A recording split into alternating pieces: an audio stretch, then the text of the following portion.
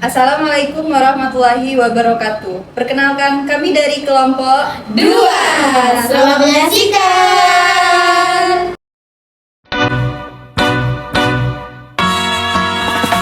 All singing low while I pop a bottle off of your chain swinging, clang clang, and it costs a lot. Bitch, I'm always at the guala, yeah, and you are not badass beat. Keep on going till you hit the spot. Whoa, I'm a big bag hunter with the bow. She got a big bed, never drop it low. Mama called me and she happy with the grow. Never ever fall for a body that's a no. Just pop the Kenny about a million options. So the stock and I stop doing the agreement. I'm rock arenas, bringing the beats. I'm bumping that park in the car, pretending I got all the eyes on me. Got a bad baby and she's independent. Too many people older than me that's seeking attention. When they want me about the groupies, man, I should've listened. And the smell of the money, my strangest addiction. She tit for dick, I let her lit. I had to dip, I'm off a fifth, I'm all rich now. Halo teman-teman, di sini saya akan menjelaskan tentang teori evolusi biologi. Di sini udah tahu belum apa itu evolusi biologi? Evolusi biologi adalah suatu bidang keilmuan hayati yang kompleks dikarenakan proses evolusi terjadi pada kurun waktu yang sangat lama sehingga tidak dapat diamati secara langsung. Sedangkan evolusi biologi adalah perubahan yang terjadi pada keturunan suatu spesies makhluk hidup dalam kurun waktu yang sangat lama menuju kesesuaian yang biasanya terbentuk dari suatu populasi, perubahan anatomi, materi biokimia, maupun perubahan yang terjadi pada perilaku suatu organisme yang terjadi pada suatu generasi ke generasi jauh di bawahnya. Terdapat 5 perkembangan teori evolusi biologi. Yang pertama, teori evolusi sebelum masa Darwin.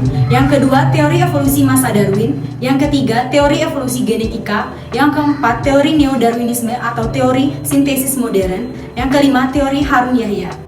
Teori evolusi sebelum Darwin dapat digolongkan menjadi beberapa masa teori, yaitu pertama, masa teori fiksisme. Teori ini dikenal dengan teori fiksisme, berasal dari kata fix, artinya tetap atau tidak berubah.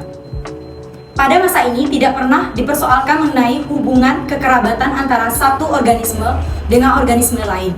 Semua kegiatan biologis dianggap tetap seperti apa adanya atau tidak dengan perubahan.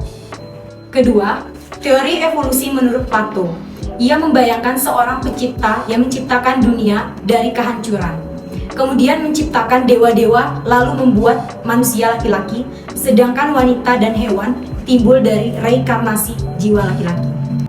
Ketiga, teori evolusi Aristoteles. Menurut pandangan Aristoteles, telah terjadi proses penyempurnaan di bumi oleh kekuatan supernatural, kekuatan yang membimbing penyempurnaan sehingga terdapat beraneka ragam makhluk hidup. Keempat, teori evolusi menurut Anaximander. Beliau dapat dipandang sebagai pelopor dari ajaran descendancy atau ajaran penurunan, oleh karena ia mengajarkan bahwa kosmos itu mungkin terbentuk dari kekacauan. Kehidupan itu timbul dari zat mati, sedangkan makhluk yang tinggi tingkatannya timbul dari makhluk yang rendah tingkatannya. Kelima, teori evolusi menurut Carolus Linnaeus menyampaikan bahwa semua tanaman dan binatang yang hidup sekarang ini dahulunya dengan serentak diciptakan di atas bumi.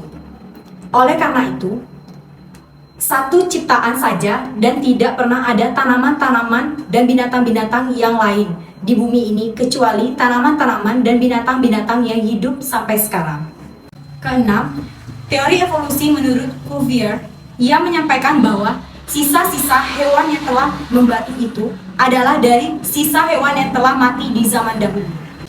Ketujuh, teori evolusi menurut J.B. Lamarck.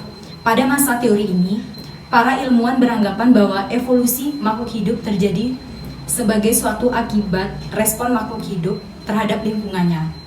Dikemukakan juga kalau sebuah alat tubuh sering digunakan maka ia akan tumbuh sempurna, dan bila ia jarang digunakan ataupun tidak digunakan sama sekali maka ia akan terbelakang tumbuhnya.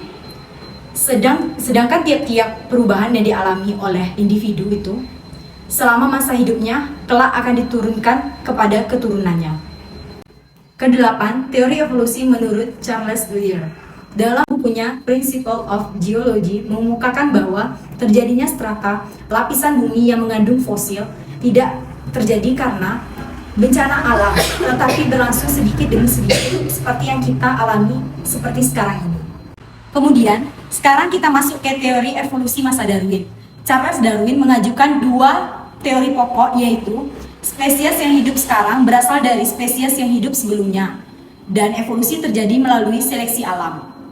Charles Darwin berpendapat bahwa pola evolusi bersifat gradual berdasarkan arah adaptasinya, bersifat divergen, dan berdasarkan hasilnya sendiri melalui dimulai terbentuknya varian baru. Selanjutnya ada teori evolusi genetika. Evolusi modern menggabungkan konsep seleksi Darwin dengan konsep pewarisan Mendel. Evolusi modern dipelajari dalam genetika populasi yang menekankan bahwa variasi di dalam populasi disebabkan oleh faktor genetika karena adanya alel ganda pada lokus gen di kromosom, memadukan suatu teori evolusi yang dikenal dengan sintesis modern. Berikutnya, kita masuk ke teori neo-darwinisme atau teori sintesis modern. Pandangan yang mengatakan bahwa peristiwa seleksi alam bukanlah sebab utama terjadinya evolusi organik, tetapi hanya berperan sebagai faktor pengarah dan pembatas adalah merupakan hasil pengembangan dan penyempurnaan teori seleksi alam Darwin. Inilah yang disebut dengan pandangan baru dari teori seleksi alam Darwin atau yang dikenal dengan neo-darwinisme. Terakhir, yaitu teori Harun Yahya. Terdapat beberapa hal yang ada di dalam teori Harun Yahya ini, teman-teman. Pertama, variasi dan spesies. Menurut Harun Yahya, variasi bukanlah bukti evolusi karena variasi hanya hasil aneka kombinasi informasi genetis yang sudah ada.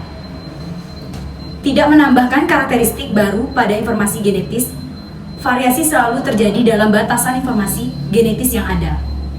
Kedua, adanya mitos homologi. Harun Yahya membantah teori Darwin karena menurutnya tidak pernah dikemukakan satu fosil nenek moyang imajiner yang memiliki struktur homolog. Harun Yahya mengatakan ada hal-hal yang memperjelas bahwa homologi tidak membuktikan teori evolusi. Nah, itulah tadi video mengenai penjelasan teori evolusi biologi dari kelompok 2. Semoga materi yang kami sampaikan bermanfaat. Sekian dari kami kelompok 2. Wassalamualaikum warahmatullahi wabarakatuh. Jangan lupa like,